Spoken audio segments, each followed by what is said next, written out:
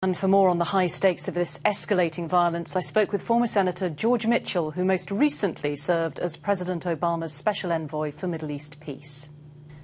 Senator Mitchell, thank you very much indeed for joining me. Now, neither side appears to be backing down, so clearly this isn't going to be over in a few days' time. But just how serious is this? I mean, could we be seeing the start of an all-out war here?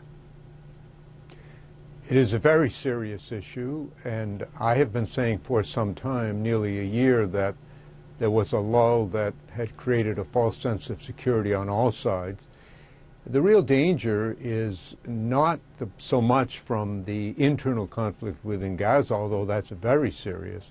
It is that given the highly unstable and volatile situation in the region, that this could be a spark that lights a conflict that extends in other unpredictable ways, perhaps region-wide. So it's a very serious matter, both on its own terms and in the potential consequences.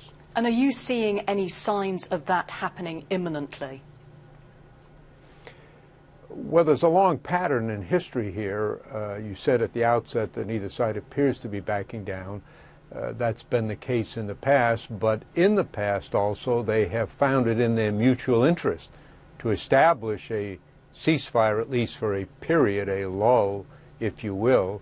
And I think that's the central objective now, to limit or reduce or hopefully to eliminate the kind of violent conflict that's occurring, so that there can be a renewed effort to try to get at the underlying causes and to try to establish some sensible arrangement in the region.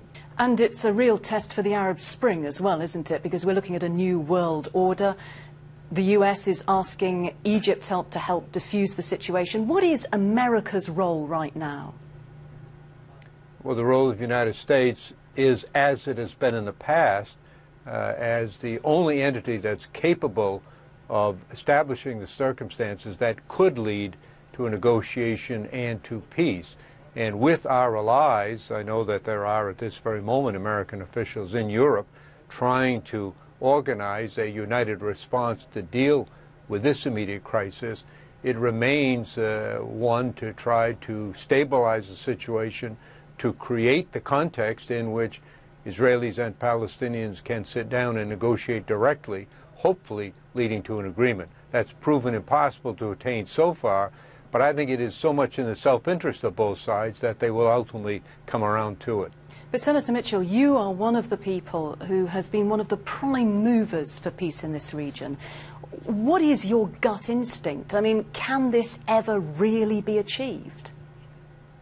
Yes, I don't believe there's any such thing as a conflict that can't be ended, or that conflict that is inevitable to last forever.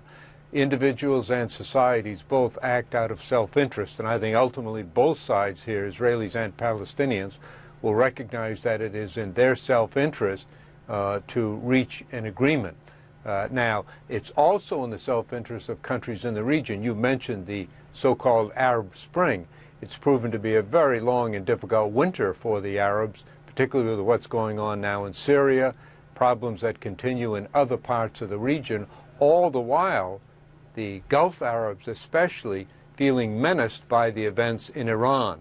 So it's complicated. There are a lot of intersecting conflicts, but I do think that the immediate task must be to stabilize the situation, to reduce the violence, to try to bring about an immediate or as soon as possible ceasefire, one similar to what has gone on for many years, and then to try to get at the root causes of the problem. Well, Senator Mitchell, thank you very much indeed for joining us from New York.